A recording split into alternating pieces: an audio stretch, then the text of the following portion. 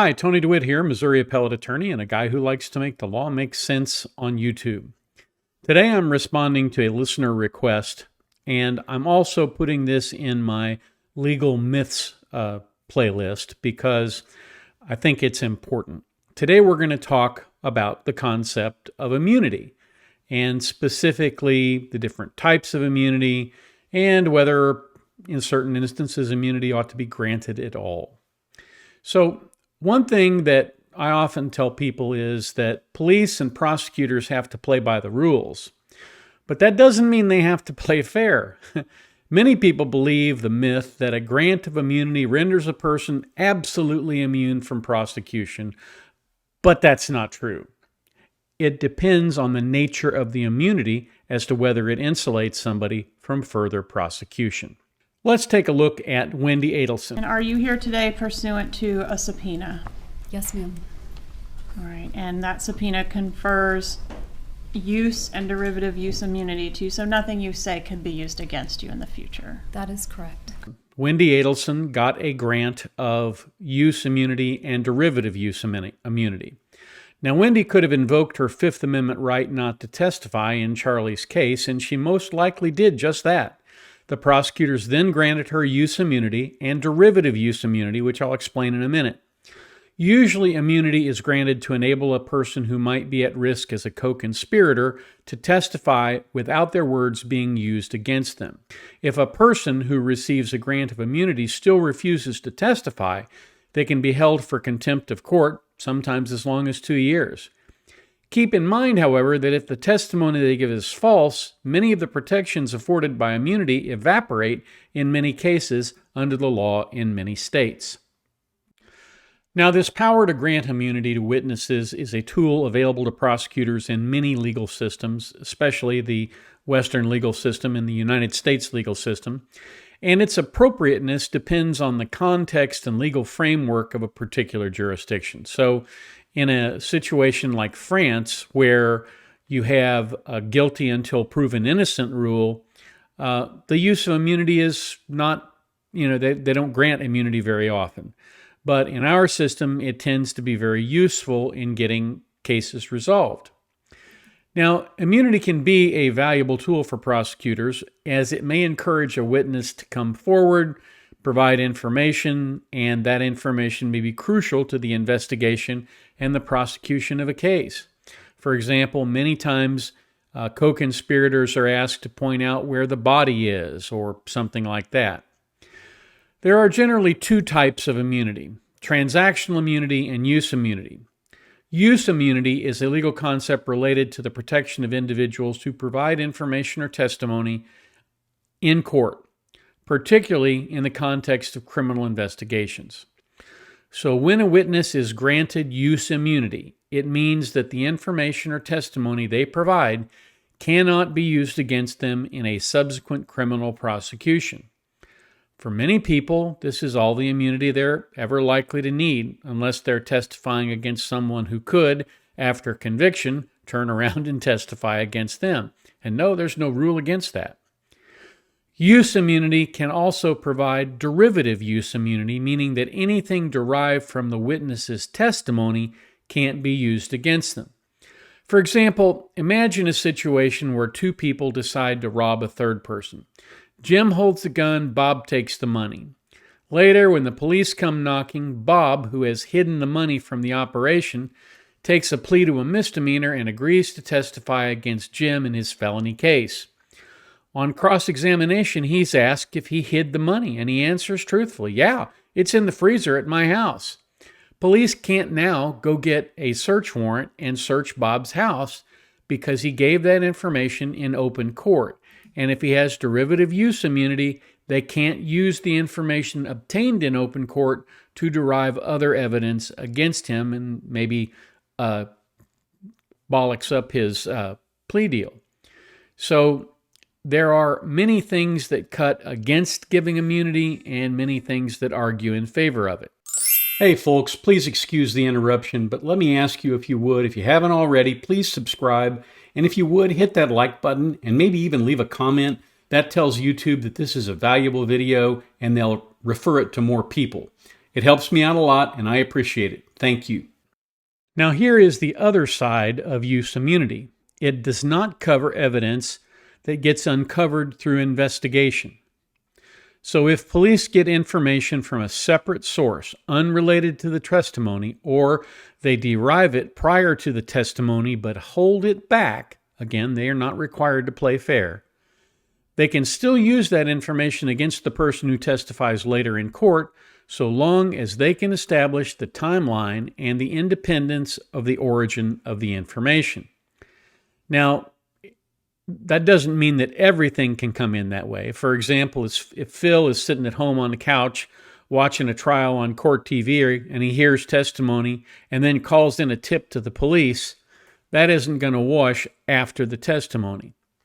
2 weeks before, based on him seeing the money moved into the freezer in our hypothetical above, well, sure, then it could be used.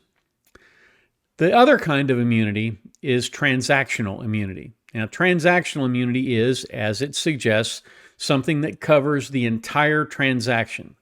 It offers a broader protection as it protects against prosecution for the offense to which the testimony relates. Suppose Wendi Adelson had been guilty of complicity in the murder of her former husband. Now, there's no evidence to that at this point that has been introduced into a court of law, and there's certainly no allegation of that has been made in a court of law. So this is strictly a hypothetical. I'm using Wendi as a teaching tool here and I'm not making any assertion that she's actually guilty of anything. That would be up to the criminal justice system at some future time if indeed that's what they decided to do. But if she had been given transactional immunity instead of use immunity, and she'd actually been a part of and complicit in the murder, then she could have testified, yeah, Charlie did it. I was fully aware of it, and she could not have been prosecuted as a result of having had the transactional immunity. This is one reason why prosecutors don't grant transactional immunity very often. And when they do, it's usually because that person is the only person who can make the other dominoes fall. And of course, sometimes transactional immunity is granted in order to get somebody into the witness protection program, because they're never going to be prosecuted for that crime if they have transactional immunity. Now, the idea behind providing immunity is to encourage individuals with knowledge of criminal activities to come forward and cooperate with law enforcement or other investigative bodies without fear of the information being used against them. It's a tool that's often used to compel witnesses to testify in situations where they might not otherwise, and their testimony is crucial. It's important to note that specifics of immunity vary from jurisdiction to jurisdiction and place to place. In some cases, obtaining immunity may be subject to negotiation and may require judicial approval. Now, arguments in favor of prosecutors having the ability to grant immunity include that they can encourage cooperation. If you grant immunity, you can incentivize witnesses to cooperate with law enforcement and prosecutors by removing the fear of having to eat bad food for 2 or more years. And then it also has the benefit of uncovering the truth. Immunity may be necessary to get that information, and it leads to a more complete understanding of the facts in a stronger case. And it is especially helpful where you have a need to, for example, find a body that may be hidden. And then efficiency. Immunity can expedite the legal process by facilitating bringing a case to a close and encourage people who are guilty to take plea bargains and thereby reduce the burden on the court system. Because trials are costly, it's just a good thing if you can get somebody to do the right thing and plead guilty if they are, in fact, guilty. But there are also some concerns and criticisms associated with immunity.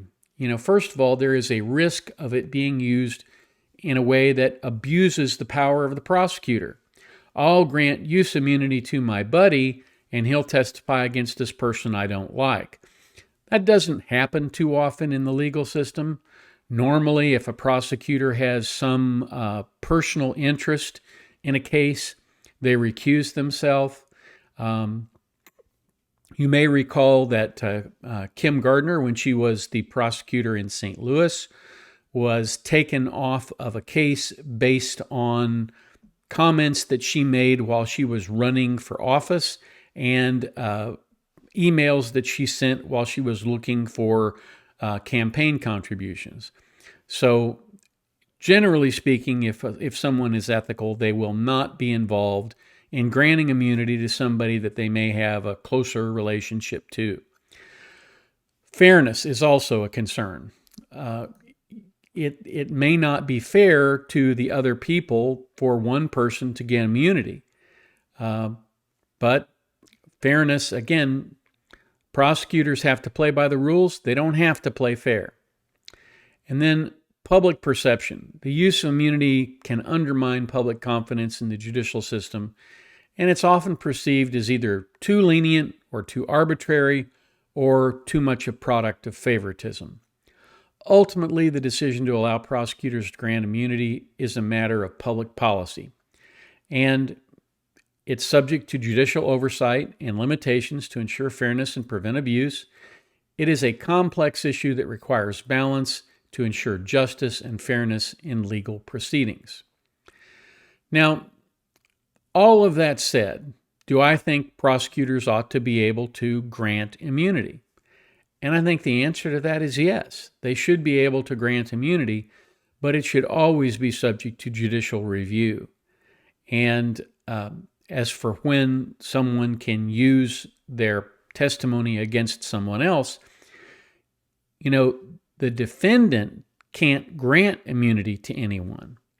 And sometimes, to get the whole story, it might be good to have the defendant able to grant some immunity. But currently in our system, it doesn't work that way. And for that reason, I think that does create an issue of fairness. But that's the big difference between use immunity and transactional immunity.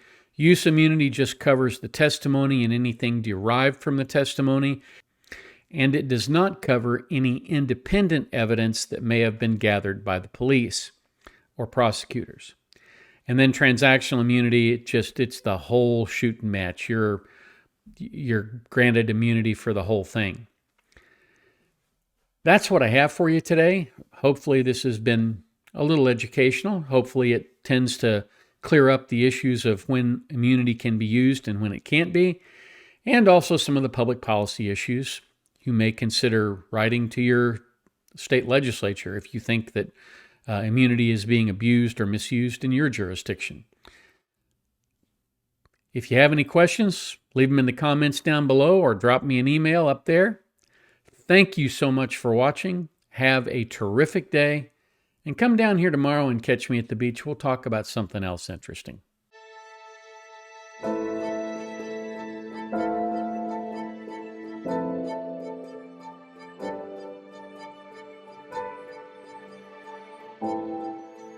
If you like this video, here are a few others you might try, and don't forget to subscribe. Have a terrific day, guys.